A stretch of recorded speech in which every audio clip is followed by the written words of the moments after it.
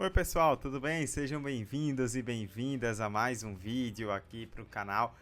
E desde já eu quero começar, esse novo vídeo pedindo desculpas aí pela imensa demora em conteúdos, né? Claro que tem esse período intertemporadas, onde a gente tem menos movimentações do que numa temporada, obviamente, mas também algumas questões aí laborais, né? O trabalho do dia a dia vai nos consumindo, a gente acaba tendo que dar prioridade ao que paga nossas contas, né? Sempre importante, então o canal acabou ficando um pouco mais de lado nesses últimos dias, mas vamos tentar aqui retomar os conteúdos como a gente estava fazendo já antes, com mais frequência, porque temos notícias, né? Estamos aí na intertemporada, mas temos notícias importantes. E esse vídeo é sobre duas dessas notícias, né? Tô aqui para falar do Sergipe, do Gipão, que tem novidades importantíssimas, né? Tem presidente eleito e novo técnico anunciado. 2025 é um ano de muita cara nova aí para o Sergipe. E eu quero falar sobre isso, né? Sobre a eleição de Júnior Torres para a presidência do Gipão e a contratação de Ailton Silva como técnico para 2025. O que esperar aí de ambos? Quais os desafios que cada um na sua função vai ter? É importante a gente refletir sobre isso tudo. Antes eu peço também, né, mais uma vez, que você, como eu sempre faço aqui em todos os vídeos, que você que está nos acompanhando, se inscreva no canal, ative o sininho para receber as notificações e deixe o like, né, que é a maneira mais orgânica de fazer com que esse vídeo chegue a mais pessoas. Vamos embora então falar de novo presidente e novo treinador no Sergipe. Bom, primeiro vamos falar do mandatário, né, do novo presidente do Sergipe, Júnior Torres, que foi eleito aí na eleição realizada no último mês de outubro e tomou posse no dia 1º de novembro, né, agora recente, para o próximo triênio. O Júnior Torres foi eleito com 637 pontos contra 186 do Moisés Santana. Vale lembrar, né, que o Sergipe ele abre a votação para os sócios torcedores e para os conselheiros, mas os votos eles têm pesos diferentes, né? O peso dos conselheiros é maior, depois o peso dos sócios é elencado pela categoria que cada sócio ocupa, e aí por isso você tem essa eleição por pontos. 232 votantes, né, entre sócios e conselheiros participaram dessa eleição. E eu quero falar sobre essa eleição do Júnior Torres com um ponto importante, né? Que a gente sabe que presidentes chegam para trabalhos a longo prazo. Ninguém vai modificar radicalmente o cenário de um clube em 2, 3 meses. E eu tenho certeza que o Júnior sabe que não é um processo simples, né? Para você modificar o cenário do Sergipe. Só que ele entra num contexto onde vai ter muita pressão e principalmente muita impaciência. Por mais que a torcida do Sergipe entenda que é uma nova gestão e tudo mais, a torcida não quer mais dar os mesmos passos dos últimos anos. Ela sonha com passos mais altos. E quando eu falo passos mais altos, aqui eu estou especificamente citando acesso à Série C do Campeonato Brasileiro. Eu cheguei a citar, né, em alguns vídeos na última temporada, né, de 2024, quando eu falei do mau desempenho do Sergipe na Série D, eu citei que o fato de o Confiança ter subido há 10 anos atrás para a Série C e se estabelecido como um time de B e C, jogou uma pressão enorme no Sergipe. Porque a torcida começou a fazer mais cobranças, né? Por que nós estávamos em patamares semelhantes até um dia desse, agora eles estão lá em cima e a gente ficou. Essa pressão é multiplicada a milionésima potência agora para 2025, porque o Itabaiana também subiu. Então, teremos Confiança e Itabaiana na Série C. E o torcedor do Sergipe olha para os seus principais rivais e se pergunta: por que não eu? Por que eles e não eu? O que eles fizeram que nós não fizemos? Por que eles estão dando esses passos e nós não estamos dando? Então, para o torcedor do Sergipe, aquilo que a gente viu nos últimos anos de ganhar o estadual, ou chegar numa final de estadual, garantir um calendário e ver o que dá na Série D, talvez em outros tempos fosse mais eficiente. Hoje já não é. Hoje o torcedor do Sergipe, e corretamente na minha opinião, elevou a régua de cobrança. Já exige algo maior, esse grande passo nacional. Exige grandes campanhas. Eu não gosto muito, eu já falei aqui outras vezes, eu não gosto muito de dizer que o acesso é obrigação. Porque são 64 times e só 4 sobem passando por 3 mata-matas. Então tudo pode acontecer. Mas, no mínimo, fazer uma boa campanha, ser um time competitivo. O Sergipe fez em 2024, e eu já citei aqui em outros vídeos, a sua pior campanha na história da Série D. E não é que as outras também eram muito empolgantes. O Sergipe só venceu um confronto de mata-mata um confronto de mata-mata desde 2009, quando a Série D começou. O Sergipe tá lá desde sempre e não consegue sair. Então é um time que não tá conseguindo dar esse passo. E isso tá no discurso do Júnior Torres, inclusive, né? Ele falou abertamente, após a sua eleição, que a sua obsessão é o acesso. Ele usou esse termo, obsessão.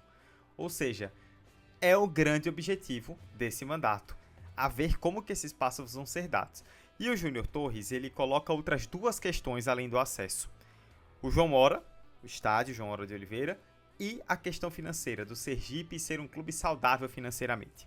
Sobre o João Hora, é um desejo antigo, né? Muita gente que já veio antes já falou bastante, é um assunto muito discutido, precisa dialogar com a questão financeira também, mas é importante, né? Caso o Sergipe consiga, ter essa possibilidade de mandar alguns jogos no seu estádio, onde você vai ter menos burocracias, a questão da renda ali é algo mais direto, sem contar que você tem menos prejuízo, né? Considerando que num Batistão, por exemplo, um estádio para 14, 15 mil, você bota 2 mil, é um público pequeno, mas se você bota 2 mil num estádio como o João Hora, você já enche mais de acordo com aquela realidade. Mas é um processo longo e bastante burocrático, né? Como a gente sabe bem.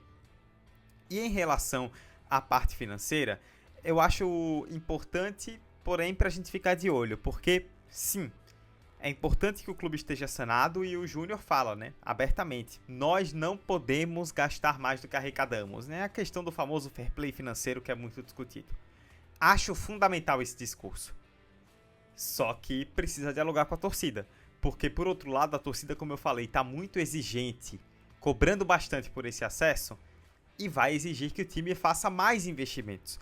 O que não quer dizer que isso garante um acesso ou uma briga por um acesso. Já vimos historicamente várias equipes na Série D que gastaram tubos de dinheiro e não foram para lugar algum. Mas é curioso isso, né? Por um lado, você tem a torcida exigindo acesso e exigindo investimentos para isso. E por outro, você tem o presidente que fala nessa obsessão pelo acesso, mas fala também no controle financeiro.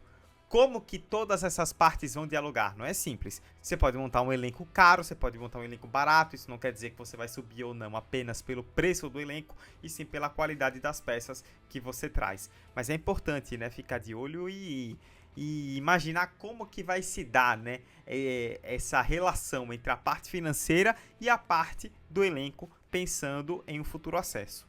E até nesse sentido, tem um ponto importante também sobre 2025, porque a gestão Júnior Torres ela já começou, né? Ele tomou posse no último dia 1º de novembro, como eu citei. Mas o Sergipe, ele começa 2025 já com um peso grande, porque vai disputar a pré-Copa do Nordeste. Se a gente seguir o modelo de calendário de 2024, o pré-nordestão ele vai se dar antes do início do Campeonato Sergipano. E isso pode ser uma questão. Um sucesso na pré-Copa do Nordeste, classificando o time para a fase de grupos, é ótimo para você colocar mais dinheiro no caixa e já começar com a moral com a torcida. Mas uma derrota nessa fase já pode colocar o planejamento sob pressão, né, por parte da torcida. E a gente viu isso nos últimos anos acontecer em relação ao Confiança, que jogou a pré-Copa do Nordeste nos últimos anos, foi eliminado em todas as oportunidades, e isso acabou pesando bastante para a pressão que a torcida criou sobre o clube no primeiro semestre em vários momentos. Como que o Júnior, como presidente, vai lidar com isso, né? Porque é um começo, como eu falei, de trabalho e é necessário paciência, independente do resultado, mas se o resultado for negativo, a torcida já vai começar com a cobrança lá em cima. E esse é um ponto importante também. O Júnior pega um Sergipe que não é terra arrasada, mas pega um Sergipe que precisa dar passos importantes no futebol. Esse foi o grande calcanhar de Aquiles da gestão Hernan Senna, né? Ele que teve aí 2 mandatos, conseguiu dar uma estabilidade administrativa importante para o Sergipe. Depois que o Motinha saiu em 2010, o histórico presidente do Sergipe, foram 9 anos até o Hernan assumir e 6 presidentes nesse período. O Sergipe teve uma instabilidade gigantesca e o Hernan conseguiu dar essa estabilidade administrativa que o time precisava. Porém, faltaram os grandes passos. O clube falhou nos grandes passos no campo, no futebol. Esse é o desafio principal que o Júnior Torres vai ter. Manter essa estabilidade administrativa, mas dando os passos que o time precisa no futebol. Os rivais do Sergipe avançaram. O Sergipe ficou. Não é um trabalho simples. É um trabalho de longo prazo, pensando na estrutura que o Sergipe tem. mas é necessário dar esse passo porque a torcida vai cobrar muito. E até pensando nesse futuro passo, a diretoria já anunciou o novo treinador para 2025, Ailton Silva, que esteve no Itabaiana, né, no primeiro semestre aí de 2024, na Copa do Nordeste, na Copa do Brasil e no Campeonato Sergipano, e tem uma longa história no futebol sergipano, né? Foi campeão estadual em 2011, lá atrás com o River Plate, que já não existe mais. Em 2017 foi vice-campeão com o Itabaiana e naquele mesmo ano pegou Confiança brigando para não cair na Série C, botou na fase final e por pouco não subiu a Série B. Então, fez trabalhos interessantes aqui no futebol sergipano. Porém, aí é que entra o meu contraponto, né? Quando eu reflito, paro para analisar se é uma boa contratação ou não. Tem uma grande história no cenário sergipano, conhece bem a dinâmica do futebol local, conhece peças que possam acrescentar ao futebol local. Isso é ótimo. Mas os últimos trabalhos não foram bons. No Itabaiana ele não fez um bom trabalho, o time foi muito inconsistente e sofreu demais no Campeonato Sergipano. Num campeonato que não precisava sofrer tanto, o Itabaiana no início figurou até na zona de rebaixamento, teve um certo sufoco para sair ali de baixo, classificou aos trancos e barrancos ali para a fase final e caiu na semifinal por Confiança.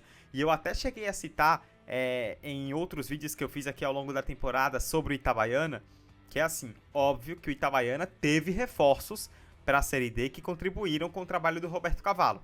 Mas boa parte de peças importantes que o Cavalo utilizou já estavam no Itabaiana na disputa do estadual.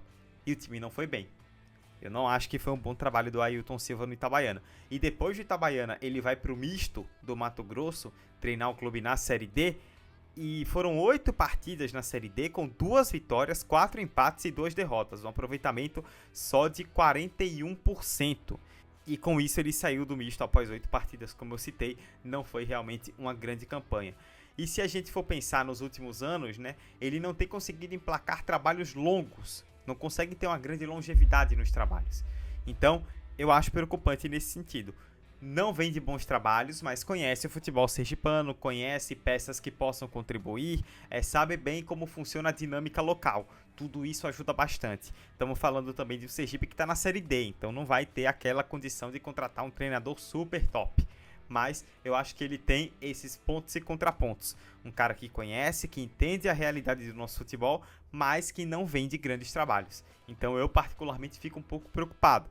Mas é entender como é que vai ser essa dinâmica, a construção do elenco, né? Cada trabalho é um trabalho, cada contexto é um contexto e as coisas podem se alinhar e funcionar no Sergipe de Ailton Silva. A ver como serão os próximos passos. É isso, pessoal, uma análise mais simples, mais direta, mas para tratar desses pontos importantes, né? Júnior Torres, novo presidente, Ailton Silva, novo treinador do Sergipe. Como que vai se dar o trabalho desses dois? Como que eles vão dialogar diretamente nesse sentido, pensando em 2025 e quem sabe até futuro, né? Vamos ver o que o Sergipe proporciona. Fato é que o Sergipe está numa situação complicada, porque sim, são trabalhos de longo prazo, mas encarando uma pressão de uma torcida que, quando ouve falar em longo prazo, ela já revira o olho e pensa de novo. Ela quer o sucesso.